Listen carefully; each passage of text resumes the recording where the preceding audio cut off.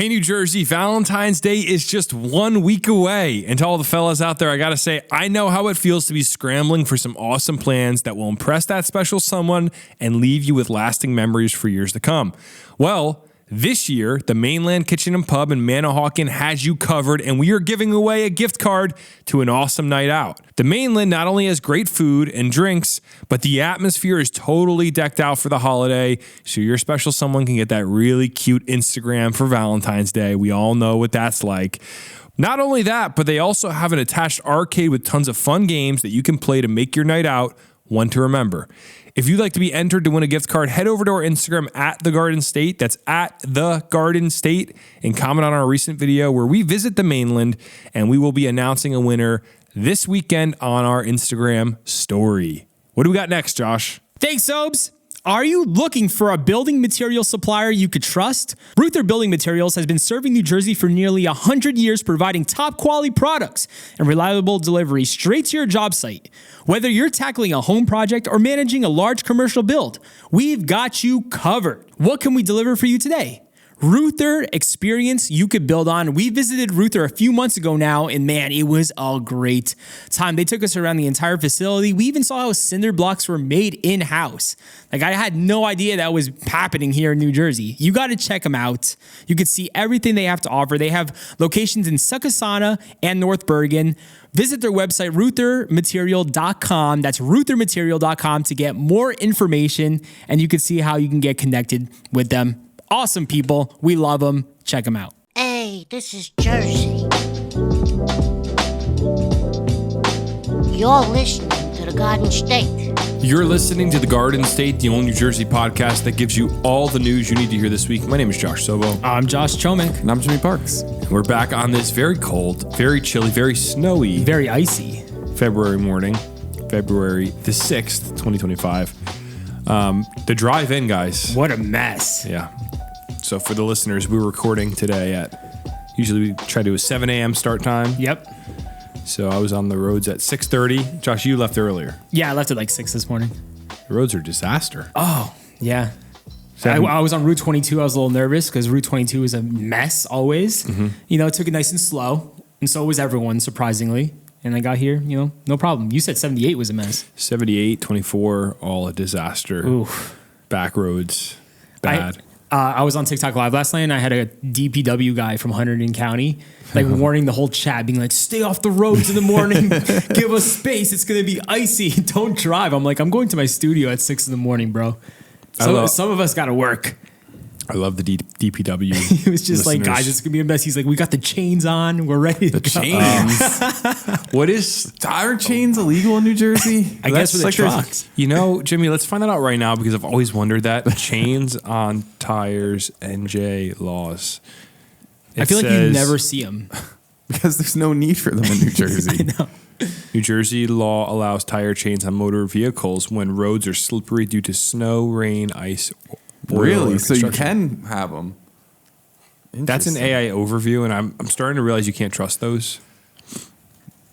I feel like no one owns a pair of chains. I own a pair of chains. You do? Yeah, so When have you used them? I never used them. So I was in California a few years ago, and you needed them to go into Yosemite. Oh, I remember you bought them. And I was like, I'm not just going to throw these out. They were kind of expensive. So I put them in my luggage and took them home with me. Yeah, we had to buy a pair once when we were driving from Minnesota to California.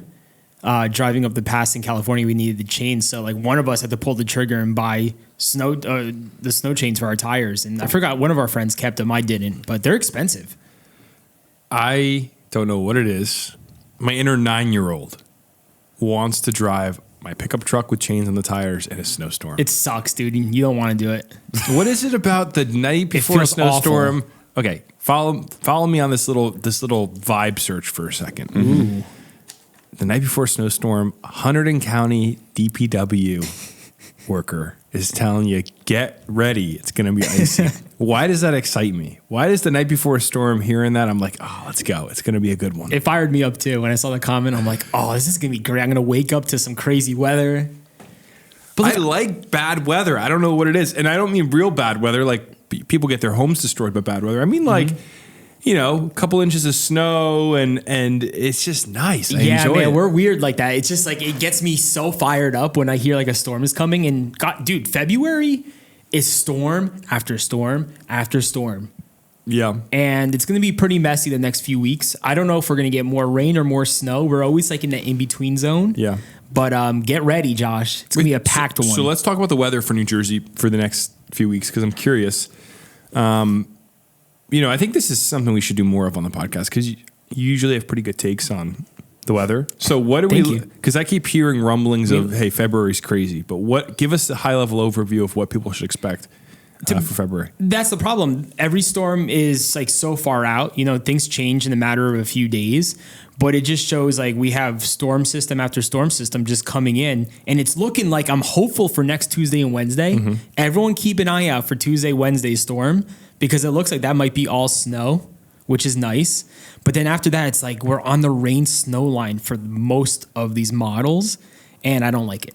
So we could get rain, could get snow, all throughout February. The most promising one looks next week, next Tuesday, Wednesday. Looks like it could be some snow. So fingers crossed, maybe we may get a few inches or something like that. Okay.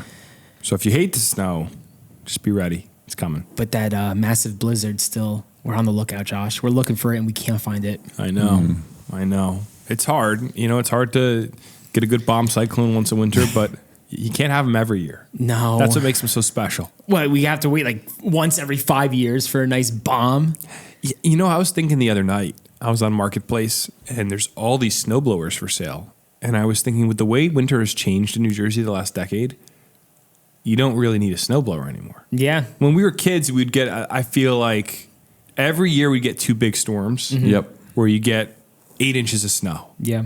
And it would be such a pain to clean out. I would do it because I was a kid. I'd go shovel driveways and stuff. But if I was myself now, I'd be like, I'm buying a snowblower. Yeah. And I was just thinking, this is a weird Josh thought, but it's going to create a weird hole in the market for snowblowers. Like if someone made here's a business idea. If someone made a business idea where they just went around New Jersey buying all these snowblowers, there's got to be another region of the country that wants to buy them. Oh, yeah, especially up north. Like, how many people are going, why do I still have this taking up space in my garage? Like, someone should just go buy all the snowblowers in New Jersey. Buy them, fix them up, and then go and resell them. Go take them to, Someone's probably already doing up it. to Massachusetts and just go start a snowblower store. Yeah, bring it up to Vermont, bro. People are constantly... Oh, at the same time, though, all these people already own snowblowers, so why are they looking to buy more? Because everyone needs an upgrade. There's always someone looking for a snowblower. It's like everybody owns a car. Why are people buying cars? That's true. Yeah, you people want always- something better. You're getting a new one. You're upgrading, or the one you had broke. Who knows? Once you buy a house, Josh, are you getting the snow blower immediately once winter comes through, or man. are you going to hold off? Great question. This is what this podcast, we should just talk about snow and snowblowers. I want so badly the Honda. Let me look it up. Is it the one with the tracks? Yeah, Are you- baby. See, I was talking to my dad the other day. Are we more tracks or more tire guy for the snowblower? Okay, dream snowblower situation. Now, there's a few models of it, so I'll go the $2,700 model. That's on the low end? The 2-stage hydrostatic track drive gas powered snowblower with electric joystick shoot control. Are you a 21 inch or a 24 inch guy?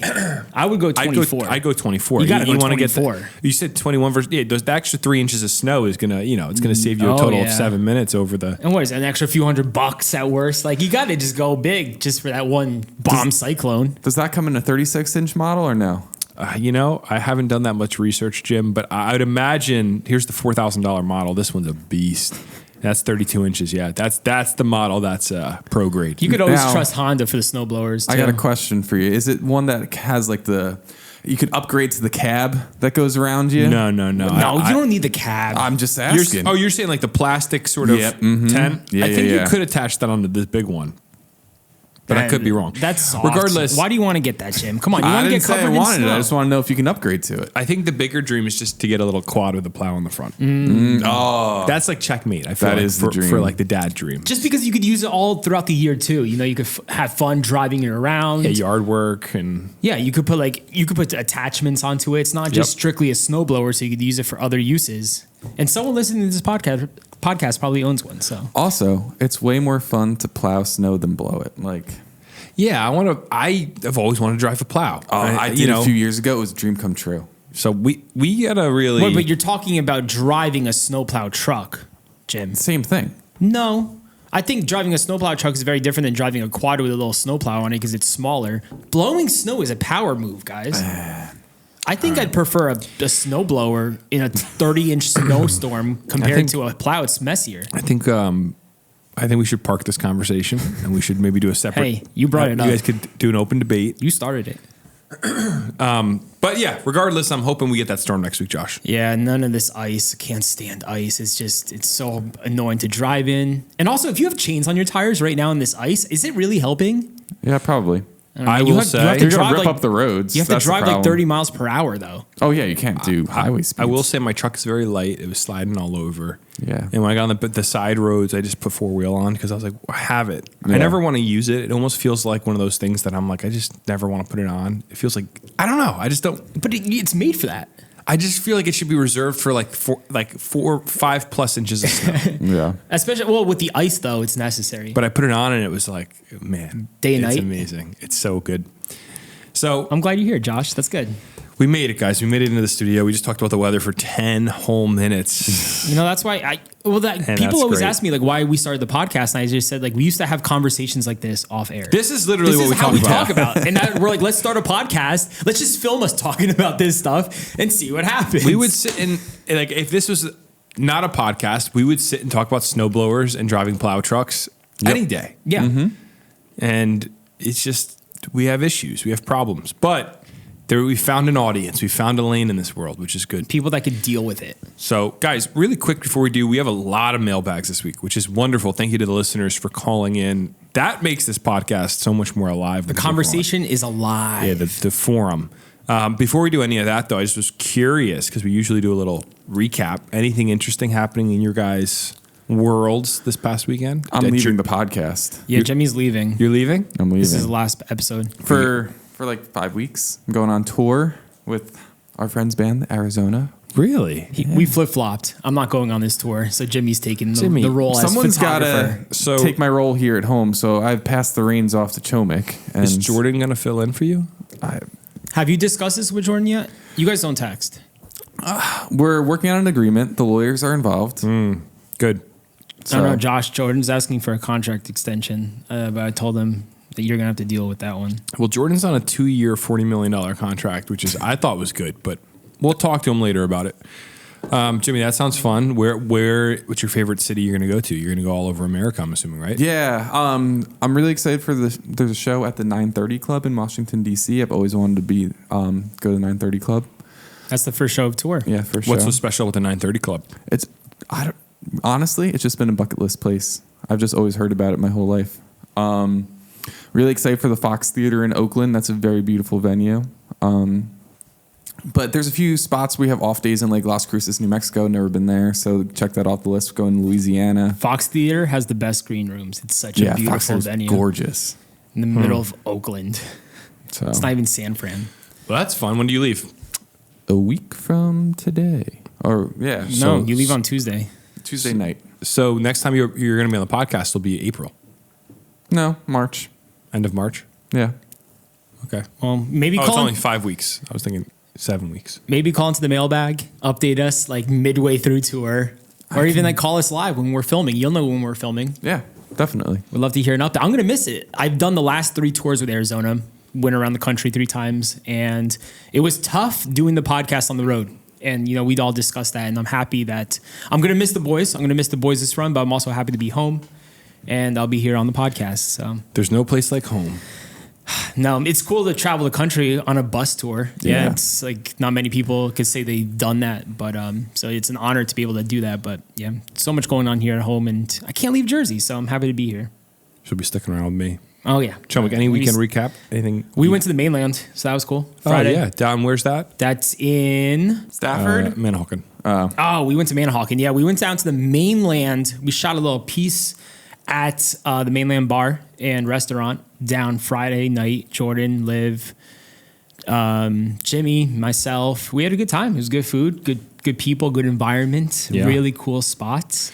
Looks like a fun sort of Valentine's vibe Well, yeah, that's they got this crazy Valentine's themed bar Yeah. that it was pretty cool. It was vibey. There was a lot of people there. Yeah, it was packed. It was warm. It was nice. So sort of a date night vibe for the listeners if they're looking for something to do. Yeah.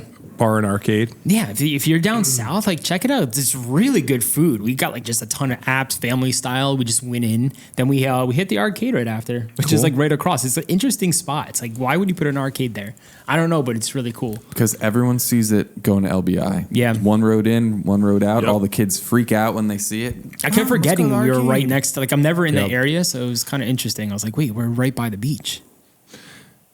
Yeah, it looks really cool. I wish I could have come. I was home for the weekend because we got hit 2 weeks ago. We got hit with the coronavirus, which is when you just puke for like days straight. That I sounds didn't get fun. it, but my wife got it. And this time around, we got, I think maybe the flu. I don't know. Everybody had fevers and What's that? What's it called? The sickness that's going around? which one? What's the one that everyone? The flu? No. RSV? Yeah. What's RSV?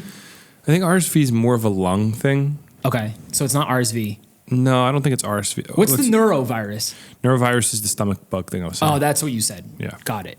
Yeah, there's all these little things going around. And Yeah, like- I was sick back in December. I had like a cold for like 3 weeks. It was terrible. Yeah, we didn't have any problems breathing, but it was bad fevers. My daughter had a fever for like 3 days straight. Aw, It was June. horrible. But we're better now, and nothing like getting better and you get a new lease on life, right? You start to feel like, wow. New lease on life. Every now and again, it's good to get sick because then you get better and you're like, oh man, I need to live. Yeah, contract negotiation with life. Got Yeah, the new exactly. lease locked Yeah. in and Yeah. you're ready to go. Exactly. So, hey, what do you say we dive into this mailbag? We got, like I said earlier, a bunch of calls to get to. So many calls. Thank you guys so much for calling into the mailbag. We love the conversation. We love just opening up that Google voice and just seeing all the calls coming in. We appreciate you guys so much. If you wanted to call into the mailbag to keep the conversation going this week, the number for the mailbag is 908 67 99 99 3. Hey, what's up, boys? It's Muff from Patterson, not Muscle. You guys called me Muscle last time. I appreciate that, but I'm quite the opposite of Muscle. I'm round, but round is a shape. I just want to share some love, for Josh Sherman to come into Patterson and checking out the Patterson Falls. It doesn't get as much love as it should. It's a national historical landmark. And it's one of the beautiful wonders of Jersey, especially here in the north. It's just half a mile away from my home, so it's always been something I loved watching it grow up throughout the seasons. Come check it out in the wintertime when it's like absolute freezing and the water just freezes over it. And the springtime when you got like the all the pollen flying around, not the pollen, but like all that white stuff flying around. Absolutely magical. But also just very curious why come all the way up to Madison Ave to get your car fixed.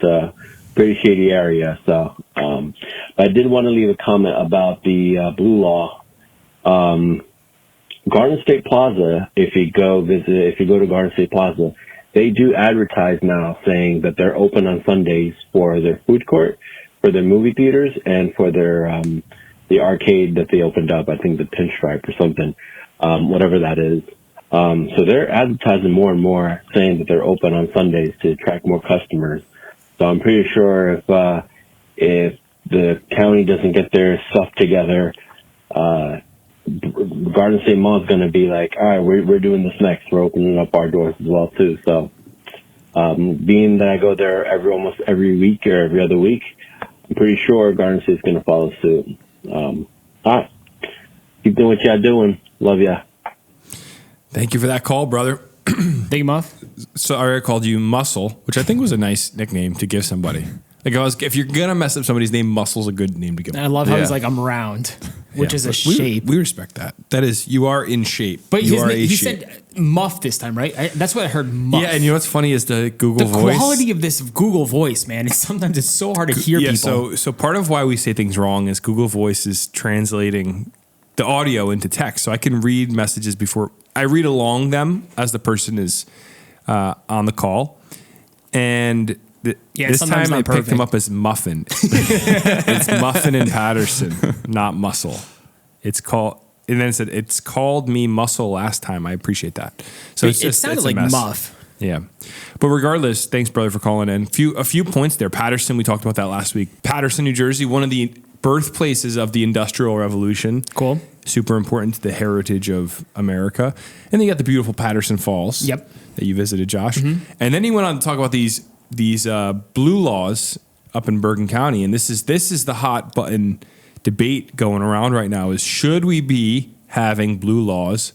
American Dream Mall opened up on Sundays. Now he's saying, I didn't know this, Garden State Plaza is opening their doors as well. Yeah, but it looks like it's just for the food court and the arcade. Like the stores aren't actually operating.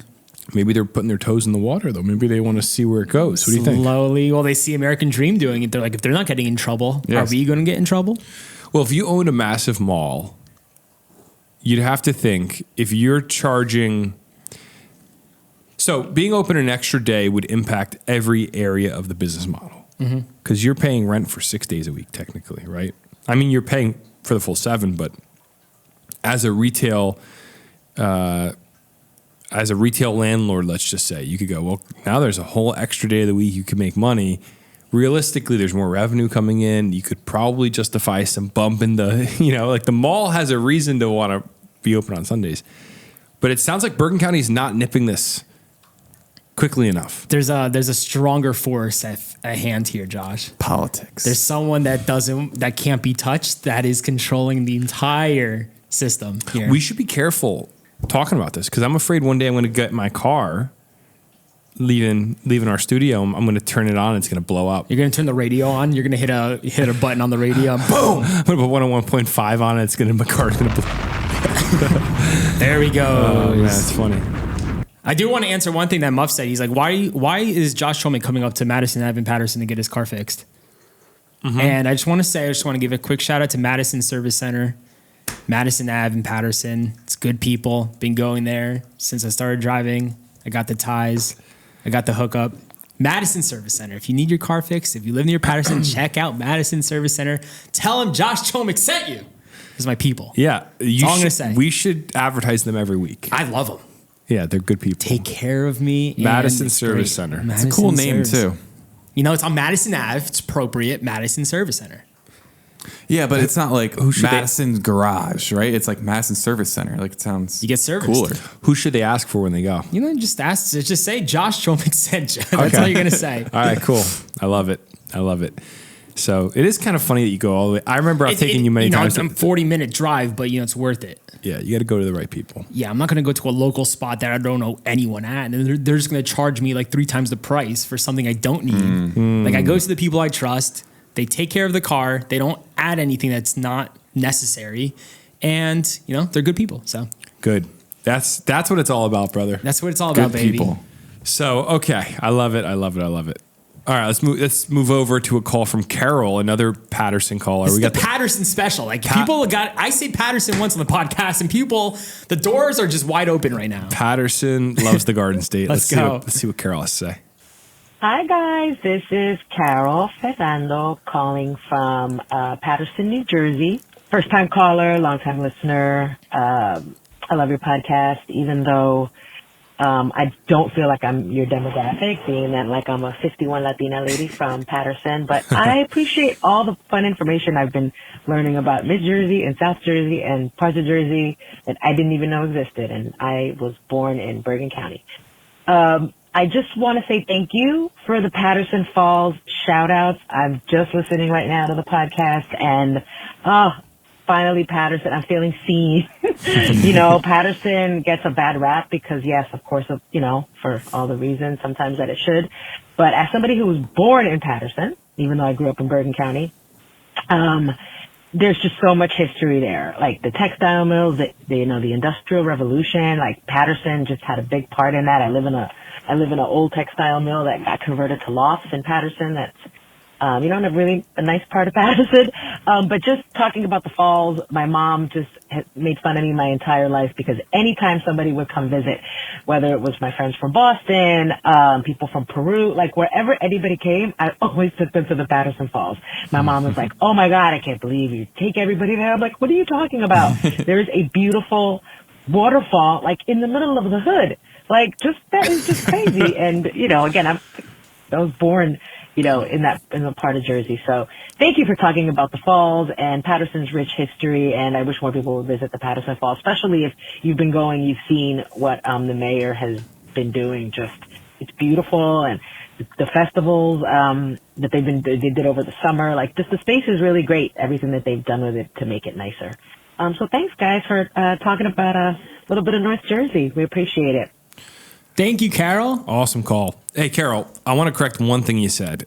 51-year-old Latinas is our core demo. Oh, we love for the our podcast. we love our 50-year-old Latinas, baby. What was that? I have a wife. I don't know what you were just saying there. No, our listeners. It sounded Our a little listener- weird. No, you said you started it. No, I'm just saying. I was making a comment that 50-year-old Latinas. That's like And we our love core them. demographic. We I love think. you guys. No, I don't know what our core demographic is. This podcast listenership is extremely It's all diverse. over the place. It's extremely diverse. You would think it's like And that's Jersey, baby. well, that is Jersey. You would think we have like frat bros in their 20s, but that is really not. No, They're not the us, people not that us, listen to not us. us.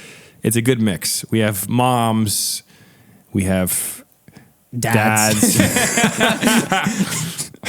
But no, I just thought that was funny that she's like, I'm a 51-year-old Latina. Yeah, Patterson's awesome. I love, and this is what the mailbag is for. I love when we dive in deep on the nitty gritty of these local sort of areas. Yeah. When you talk about Patterson being part of the Industrial Revolution, the textile mills, all this amazing history that's right around us, and the fact that she lives in what's been converted from a textile mill into an apartment complex. Mm-hmm. It's so cool. And man, I just wish for a second, I wish that there was a way we could. Sometimes I feel like we don't live up to the standard of what we could potentially be. Like, I don't like that I know she's being funny and she's being real with us. She's like, oh, there's a waterfall in the middle of the hood, but it's like, yeah, but it doesn't have to be that way. Like, Patterson is a beautiful city that sounds like, based on what she's saying, is being revitalized. But Patterson, like, man, what could it be? You know, like, what could all these cities be? New Jersey, that's why I love New Jersey so much. There's so much history everywhere. And I don't know, no place is ever down and out fully. We could always hope for things to become different. And I love that she's passionate about Patterson. Because when people are passionate about where they live, that's what makes an area, those are the people that kind of bring it into what its potential is, I think. Exactly. That's why I love calls like that so much. Would you ever like to ask the mayor of Patterson their vision for the city? I just looked up the mayor, Andresea, and it sounds like I would connect with him if he wanted to come talk about it. This is why this podcast is awesome. Like I said earlier, I mentioned Patterson once, and the falls just opened, Josh. Yeah. We got a DM from the city of Patterson, New Jersey. Really? Saying, thanks for the shout out today on the podcast. We love our falls. Any interest in touring our city with the mayor? We got the DM right here, brother. Let's do it. Dude, what is going on? This is great. Let's we could get a tour of Patterson with the mayor. We could see what the plans are for the city, and we could learn a lot of things that we probably don't know about. And Patterson. let's make a 60-second mini doc for our socials on Patterson. I think that could be really cool. Yeah, man. Patterson gets a lot of just a bad rep, but it's a beautiful city, and there's a lot of potential there. So yeah, I'm rooting for Patterson, man. We're always rooting for potential. That's what else? You gonna have a doom and gloom vision, or are you gonna have some hope for the future? Right? Exactly, Josh. You gotta believe. All right, I love it. Let's get to another call here. We have so many calls. I feel bad leaving people on, red. On red, yeah. Hi, I'm a longtime listener, first time caller, and I am a resident of Bergen County. I live right off Route 17. I've lived here my entire life. I was just listening to you guys talking about our blue laws. I can confirm it is wonderful to have Route 17 free up on Sundays if I want to go visit friends in Hoboken or Jersey City. It's much easier to get down there. Also, with the American Dream, I remember when it was being built, all of my friends and I saying they could have chosen to build this gigantic mall anywhere in New Jersey, and they chose to build it in the one county that has these laws. They had to have known that they were going to have to close on Sundays. I remember thinking, we were all thinking that it was odd. They could have built it anywhere. They chose here, but to each their own. But I think because of that, because they chose to build it here, they should have to obey the laws. But I don't know, just something to think about, different angles. But big fan. Love you guys. Love the podcast. Yeah. Have a good day. Bye. Awesome. Thank you for that call. That's a great point. And that's what we had touched on last week is why the blue laws. And originally, I think the origins do have some sort of some religious sort of Sabbath sort of roots where it was like, hey, Sunday's the day of rest. A lot of, Christians in the area going to church.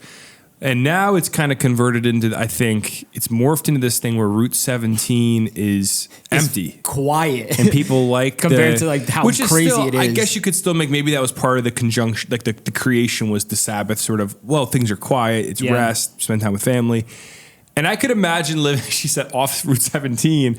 It's probably so nice on Sundays when things quiet down. And like we've gotten other calls about this and people saying the same exact thing. It sounds like most people in Bergen County like it because it quiets the highways a bit. Because, dude, if you've driven on Route 17 near the mall, it's a mess, dude. And it's never fun getting off the Parkway, getting onto Route 17. It's just not fun, bro. So, yeah, I guess it's nice to have a little break on Sundays. And to her point, they had to know about these blue laws when they were building. They had to have an idea of what was going on. Yeah. I think it's a great point from that caller.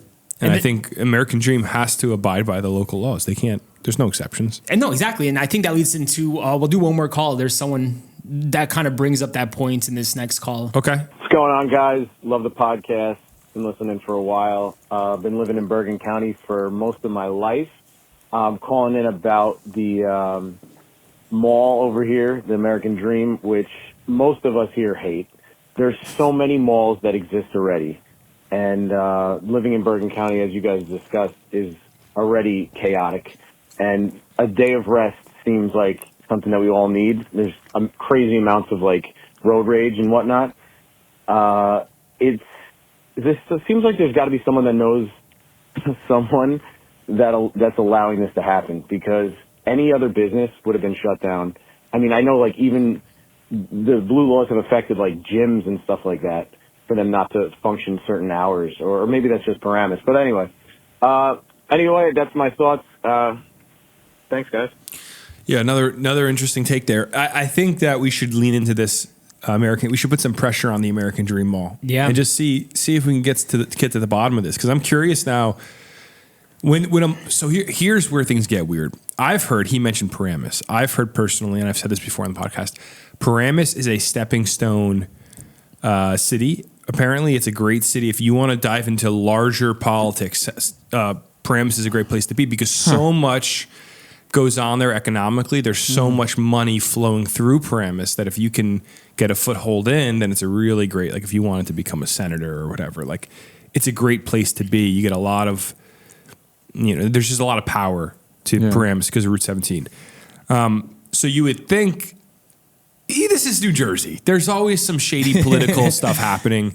There's someone who knows like someone, and that's why they're not getting stopped. And I'm sure there's, with the American Dream Mall, he makes a great point. There's so many. You go to Paramus, there's like 3 malls in Paramus, aren't there?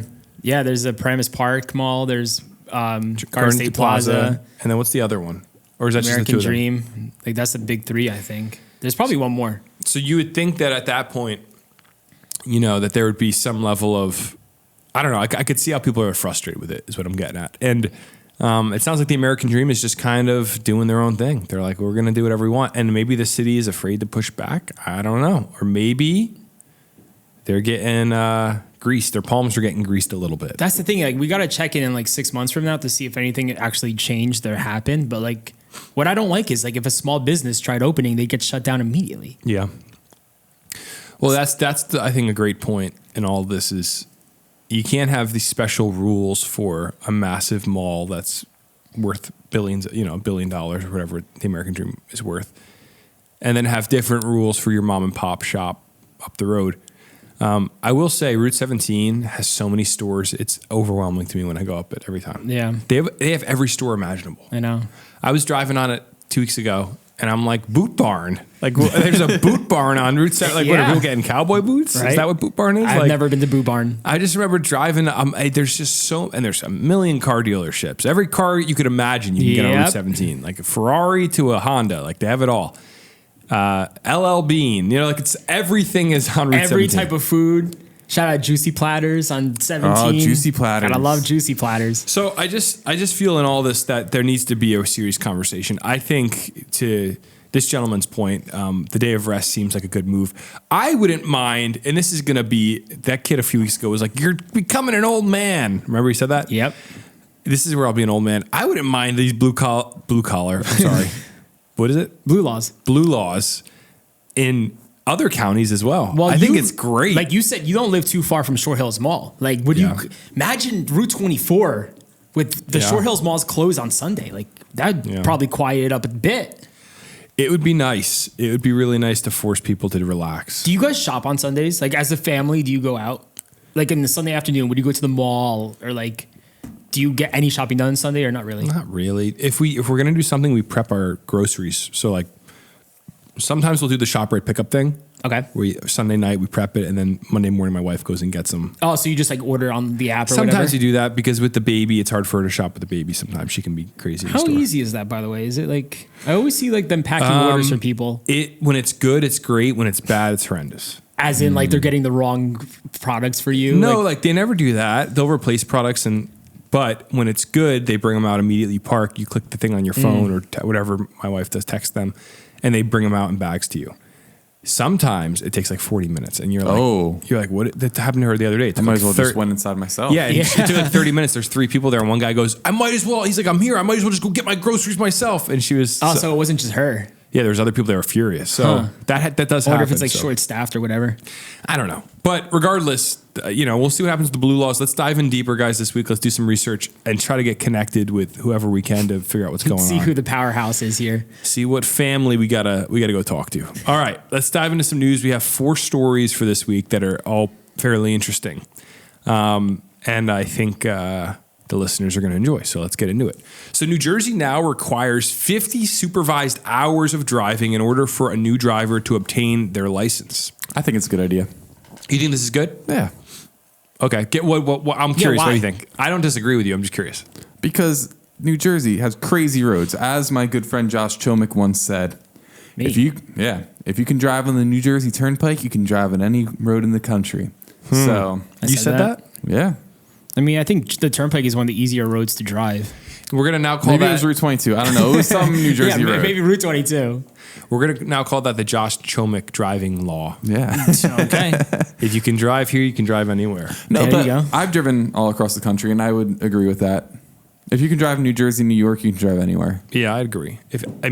Especially if you could navigate Manhattan, you're good. But I think it's an interesting thought. What was it previously? Like, how many supervised hours did we have to do when we turned 16?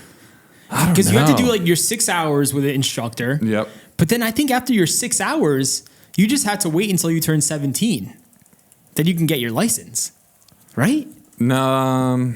There wasn't no specific amount of time I had to drive with my parent. No, there was. There was nothing that you had to document, though. I think it was like a... I don't think it was. No, when we did it, I don't think it was you recorded the hours. I think there was a probationary period.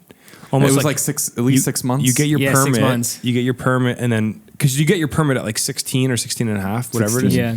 And then at 17, you can get your license. So I think the assumption is in that year you're getting those reps in. But here's what it says: beginning February 1st, 2025, the New Jersey Motor Vehicle Commission will require all permit holders under the age of 21 to complete at least 50 hours of supervised practice driving before obtaining a probationary driver's license. The new requirement applies to individuals issued a special learner's permit or an examination permit on or after February 1st, 2025. Of the 50 required hours, at least 10 must take place during nighttime hours. Permit holders must certify completion of the practice driving before they can take a road test and receive their probationary license. This update to New Jersey's graduated driver's license program requirements underscores the importance of putting time in behind the wheel, which is crucial for young drivers as they learn how to operate a vehicle, said acting NJMVC Chief Administrator Latricia Littles Floyd. More practice leads to safer, more capable drivers, which in turn leads to safer roads for all. So what do you guys think? Let's talk about this for a second. Well, it depends on who you're driving with, but... Yeah, I have thoughts in both directions on this. I mean, also, how do you prove that you got 50 hours of supervised driving? Because right now the article says you basically just need to have someone sign off on it. Yeah. How, like, I feel like anyone could say, oh, I did my 50 hours when they really only did 2. And someone signs it, like a parent or a guardian being like, yeah, my kid did that.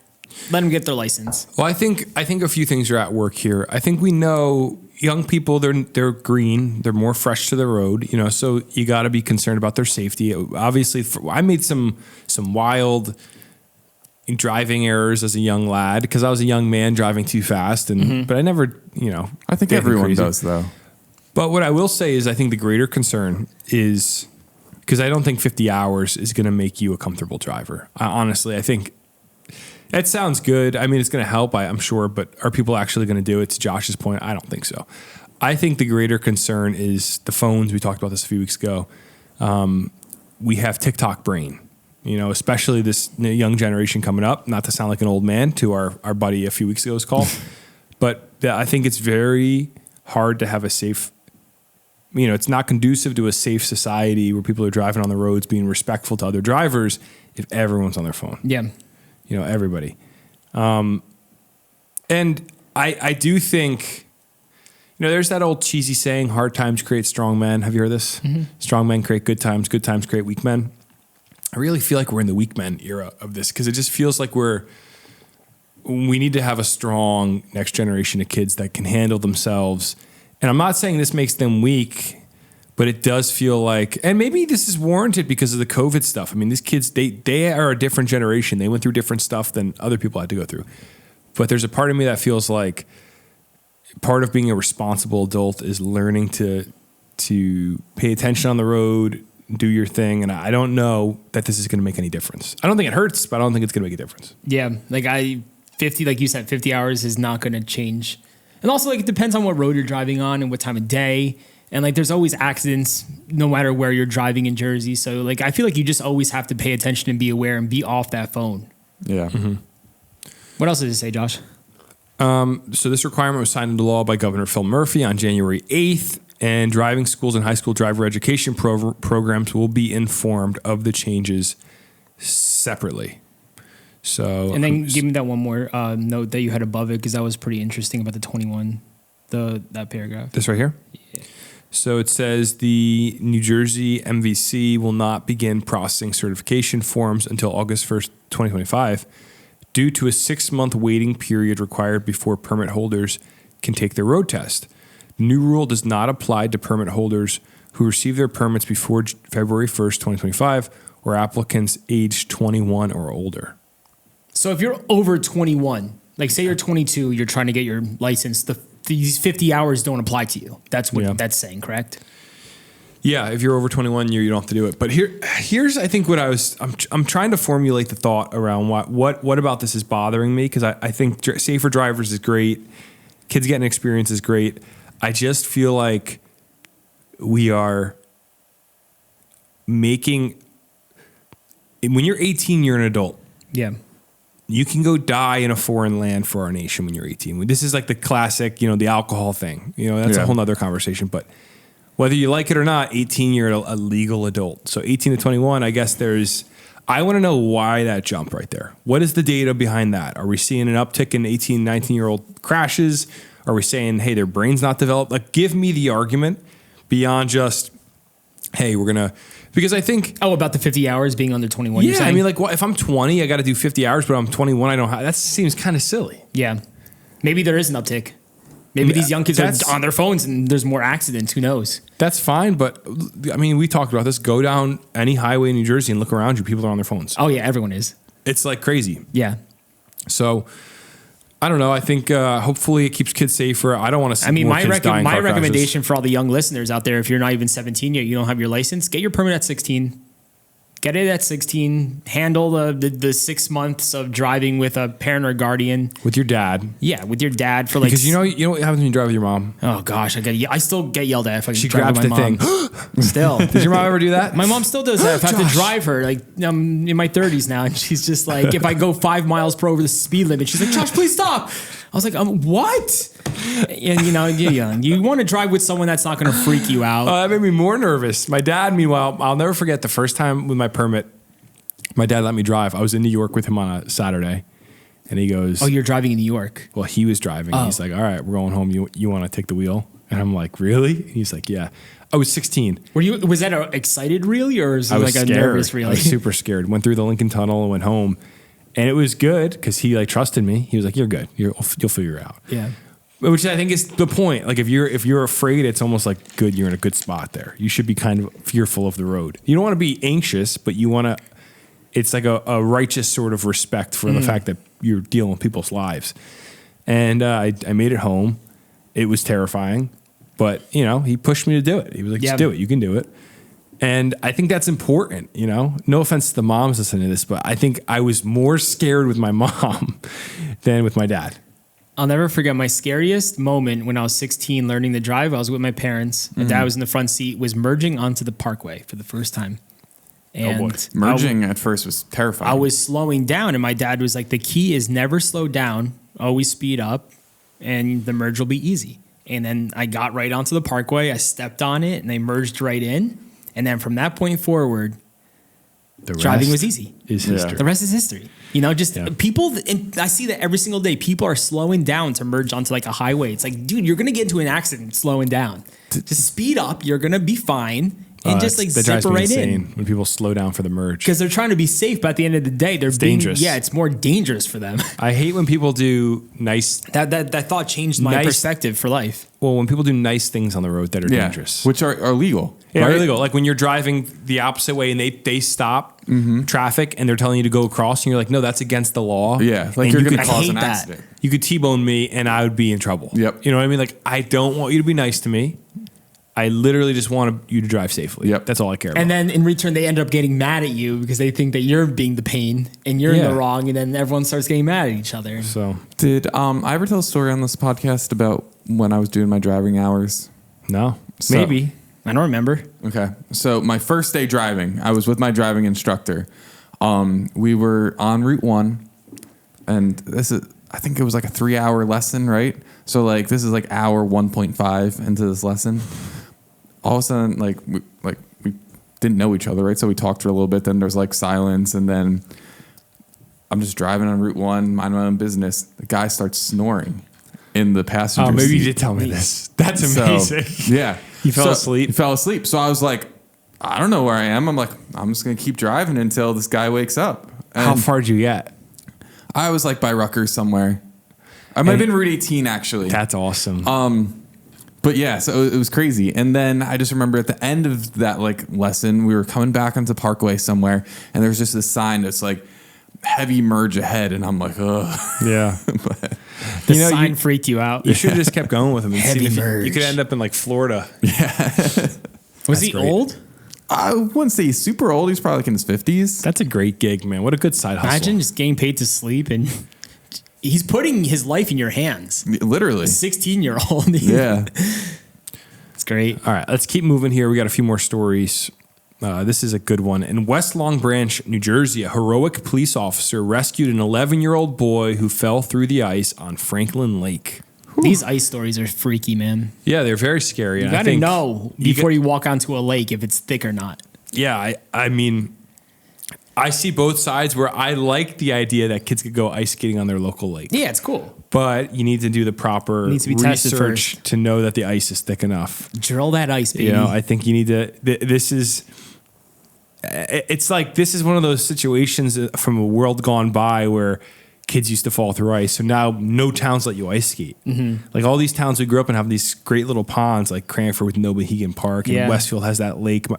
My mom grew up in the area, and she used to go ice skating on the lake in the center of Westfield over by the police station.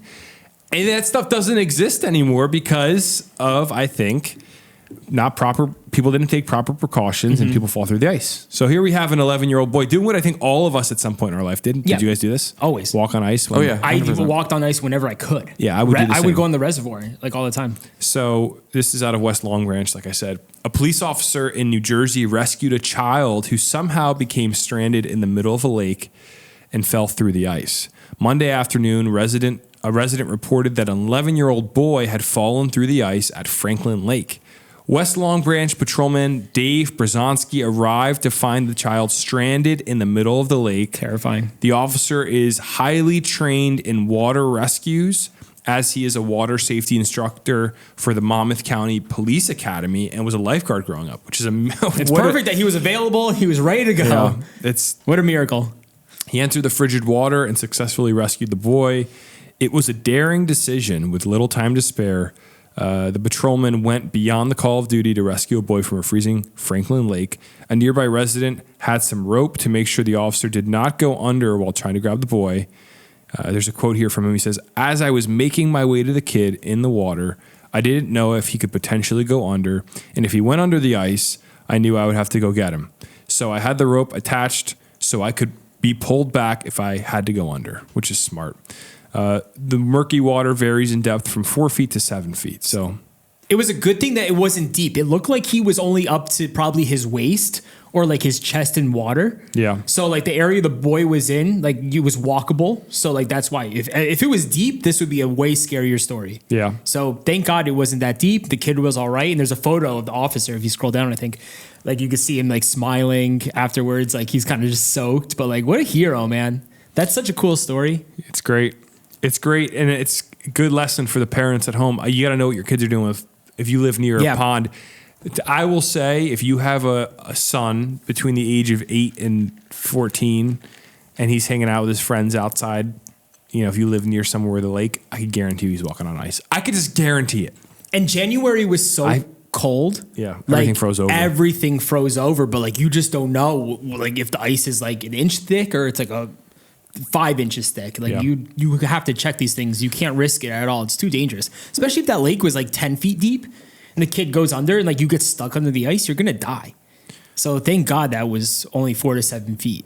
It's a miracle. My nieces and my nephew got ice skates in January. I saw they go on like they've been going on some like lakes, right? Or they go ponds. They go out with my brother-in-law and they all go ice skating and they love it. Is that an area that's allowed, or does your brother-in-law just take them to like? I don't know. I think they go up by Sealy's Pond. And does he check the depth at all, or like they kind of just? It's super shallow there. Oh, so like if it broke, it's like a few feet. I think it's probably 18 inches or something like that. See, there's like there's a peace of mind when you're ice skating, knowing like where you are. Yeah, and it's like maybe like a 2 foot area of the pond. You're like, all right, cool. That's why a pond is better. Yeah, you know, because in the case that you fall through, you're falling into at the most 2 feet of depth. Yeah, and you just scream for help or climb out. You know. But happy to hear that this young boy's okay. Lesson learned. But these stories are perennial. They'll happen every season. And what's the giant lake right next, right off Chicago? Is that Lake Michigan? What's the big one next to Chicago? Lake Michigan. It's been so cold up there. There was a viral video of someone taking their car to drive over frozen Lake Michigan all the way because they had to go up and around to get to the other side. But they're like, screw it. We're going to cut some time off. We're going to drive across the lake because it's so frozen and cold. Like our car is going to be fine. Like, that's so scary, right? Like I don't know if they made it across, but like there's a viral video of them driving onto the lake. I'm like, this is crazy. It's like take the few extra hours and guarantee your safety that your car's not going to break through into Lake Michigan. You're just going to die. That's, I will say, because you don't know if maybe the middle of the lake is like super wavy and there's no ice. Like, what are you gonna do? So I will say, they crossed like in the middle somewhere. I used to do work in Holland, Michigan, and I'd go over to Lake Michigan, and when it's frozen, dude, it's not like a pond that has an inch thick frozen. Like, this is like a foot thick of ice. Yeah. It's so cold and so frozen that that's why I think people were just like, whatever. Yeah. I could trust it. It's so thick, but like that's terrifying, man. I don't trust ice no matter how thick it is. I have trust issues there. Like I'm not going to do that. You ever go to Milwaukee? Milwaukee? No. I think I'm going there. You've been there? I think I'm going. Oh, cool. It's such a random city. I'd love to know what it's like there. I'll let you know. Yeah, let me know, Jim, when you go. Let me double check and make sure I'm actually going. I think I've been to Milwaukee once, actually. I can't remember. It feels like one of those cities I kind of passed through like really quickly. Yeah. Have you been there? No. Oh. All right, let's move on here. So the state of New Jersey has published records for 20,000 DWI cases possibly tainted by improper breath tests. If you've gotten a DWI between 2008 and 2016, you might be able to, clear it off your record. Possibly. Wow, possibly. I mean, If you were way over the limit, there's no saving there's you no here. saving. But hey, so New Jersey has published records for more than 20,000 driving while intoxicated convictions that may have not been legit. And individuals impacted by the improper breathalyzer tests can be in line to have convictions overturned. The Office of the Attorney General on Monday released 2 public documents that aim to help DWI offenders learn whether or not they were rightfully convicted. One file contains more than 23,000 DWI cases that may have been impacted between November 2008 and April 2016. During that time, according to New Jersey Supreme Court ruling, a New Jersey State Police sergeant who is now in prison did not follow proper protocol while calibrating several alcohol alco test instruments is what they're called, not alcohol test, alco test. Alco test. And these tools were used to determine drivers' sobriety on the road. According to the court, the actions by Mark Dennis adversely affected the scientific reliability of breath tests taken on the instruments he had calibrated, meaning the results are inadmissible in the court. So this is a pretty crazy situation. And there's a whole entire file and spreadsheet online that anyone can access if you go search it. So if you did get a DWI between 2008 and 2016, your name might be on this list and you might be able to fight your case and get that cleared off your record. It's interesting because which is crazy. So prior to the publication of these records, officials had sent notices to affected defendants at the addresses they had at the time of their DWI arrests. Dennis, 53 of Waretown, is serving a 5-year prison sentence that began in 2023. He had been suspended in 2016 when officials learned that he may have been taking shortcuts when calibrating the alco Such test. an idiot. It's pretty messed up. Crazy. Like, So- you know how many lives you affected by doing that? Like, that's crazy, bro. And the good thing he's serving time. 23,000 people. Yeah. Crazy. So That's good news then. I guess it's good news for justice. We'll get some people that maybe are innocent and should be out of prison. Or even to just clean their files off, man. Yeah. And then there's people that should be in prison for DWIs. Oh, 100%. Yeah, it's not going to But- clear everyone. But yeah. like, say it was like a few points off or something, and then the thing was messed up, you might be, legally driving. I wonder if it was negligence on his part, like he didn't want to do his job, or if he was purposely trying to get people. Right? You think he was just trying to screw people over? It's very interesting. I don't know. Laziness is one thing. Trying to put people in prison that don't It's a belong whole is nother thing. Man, it's so evil. I feel like I remember when he got charged with this. I remember hearing a whole story about it. So our last story of the day kind of is related in a way because it deals with it's weirdly similar to this story. So the state of New Jersey has been hit with a $12 million judgment after a stroke victim was arrested for a DUI.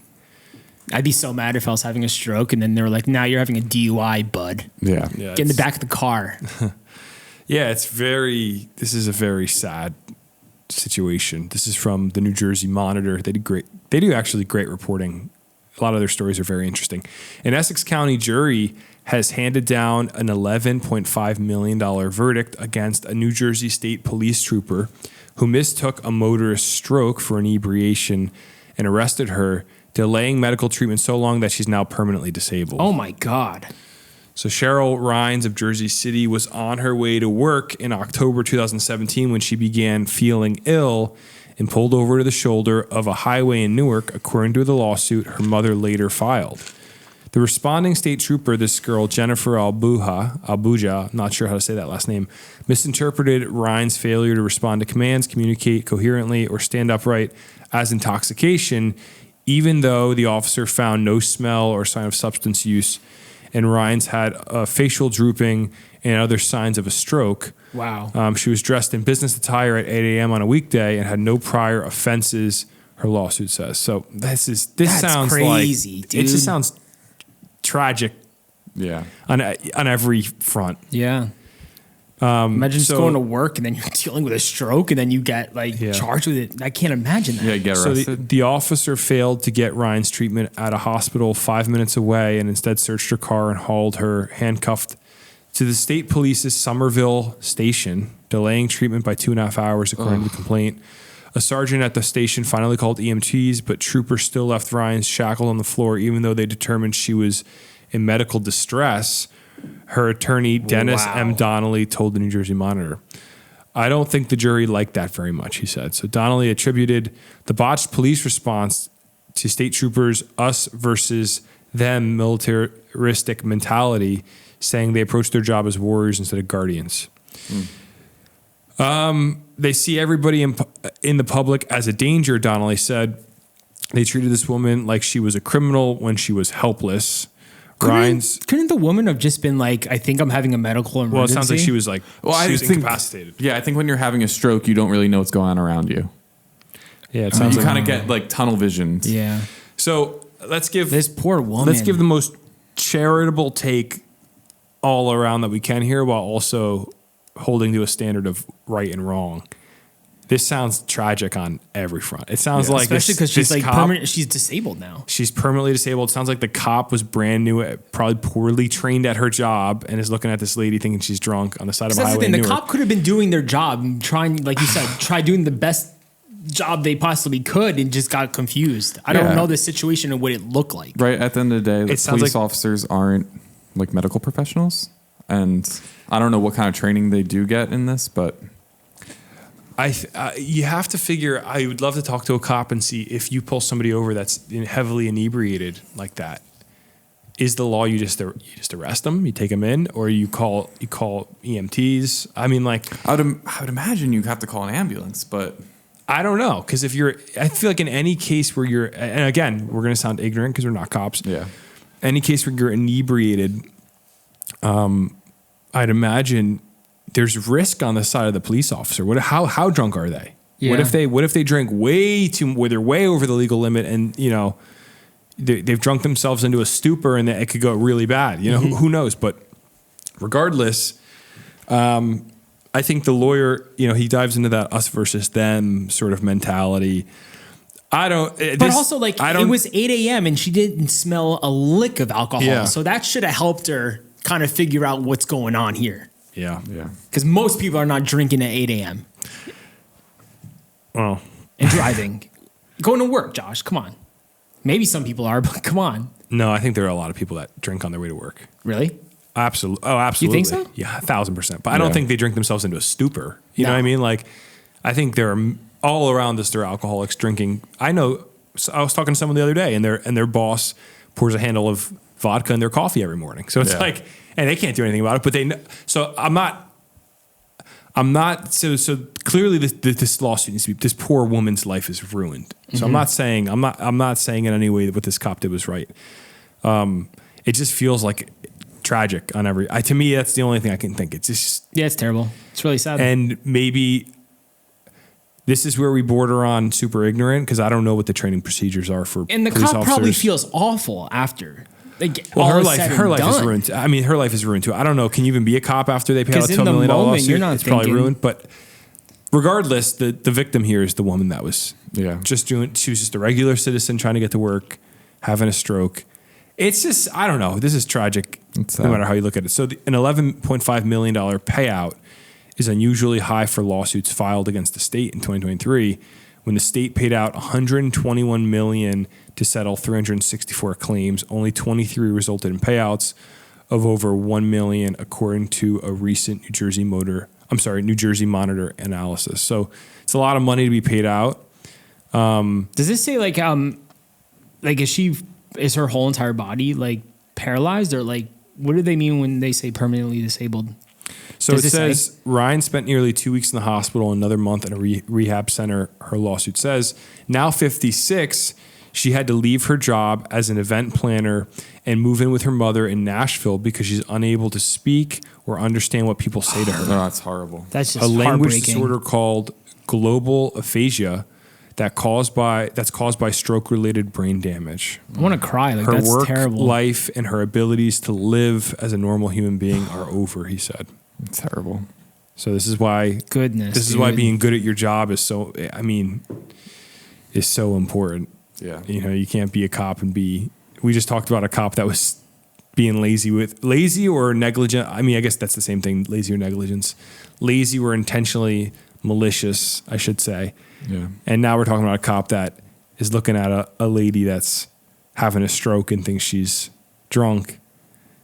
It's just... But at the end of the day, this cop didn't get charged for anything, right? They probably just lost their job. They didn't say it in the article. But like you would think, right? Like it was a mistake. It's a mistake. It's hard to say if they lost their job or not because I think the state defends you in court. So because at the end of the day, I don't think this cop was trying to get this woman I don't killed. think it was Like I intentional. think they were just like doing their job, what they learned. So who knows? Maybe she didn't do it. Maybe she didn't do what she learned. I don't know. But what I will say is I think with police lawsuits, the family can also go after this person as an individual. So not only is she, is the state being sued, but they can go after now the officer. I believe the state of New Jersey allows that. Which even is why, after this lawsuit gets paid out, totally. now they could sue the officer separately. Personally, yep. That's crazy. Which is freaking That's crazy. Can you imagine? No. So like that's where I have sympathy for a lot of cops. Where I'm like, that's a stressful job. It's a very stressful job. Most of us, if you screw up at your job, you get fired, or the company gets sued. But these people are personally liable. So I could understand. That's why I think I err on the side of I have some level of empathy for police officers that are high stress and trying to do things the right way, and maybe as a result that comes out they do things the wrong way. Yeah. Right? It's like I don't know. But this lady's life is ruined forever. So good on the state for paying out the lawsuit. And not for nothing, right? Cops have to make decisions like that, right? Like they don't. Yeah, sometimes you can't like take 10 minutes to think about it. Like this woman is having a stroke. Yeah, but I feel like so like I don't want a Monday morning quarterback because I'm not a cop. We're on the side of a highway, a lady's.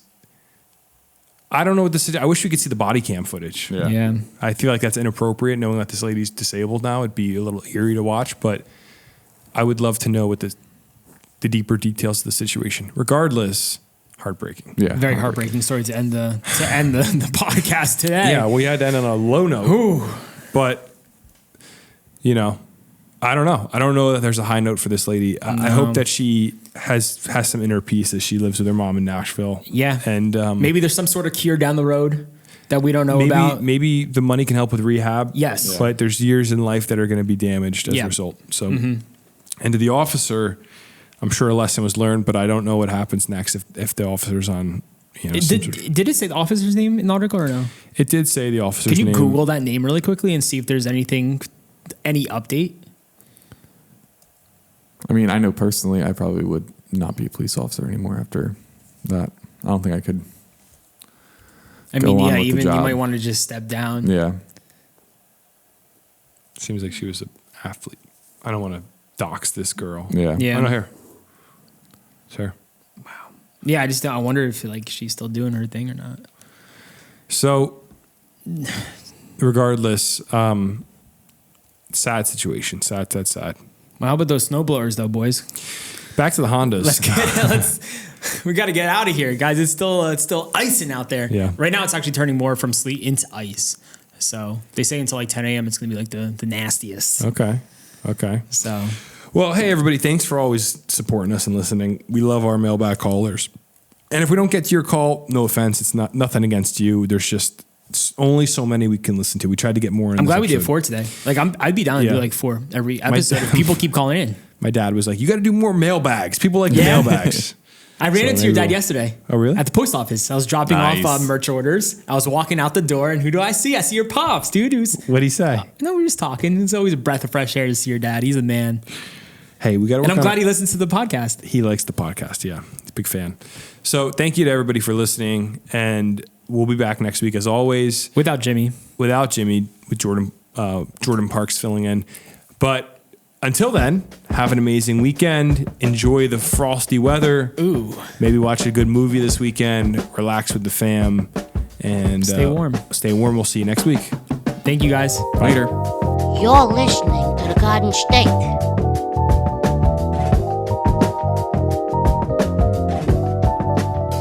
The Dirty Jers.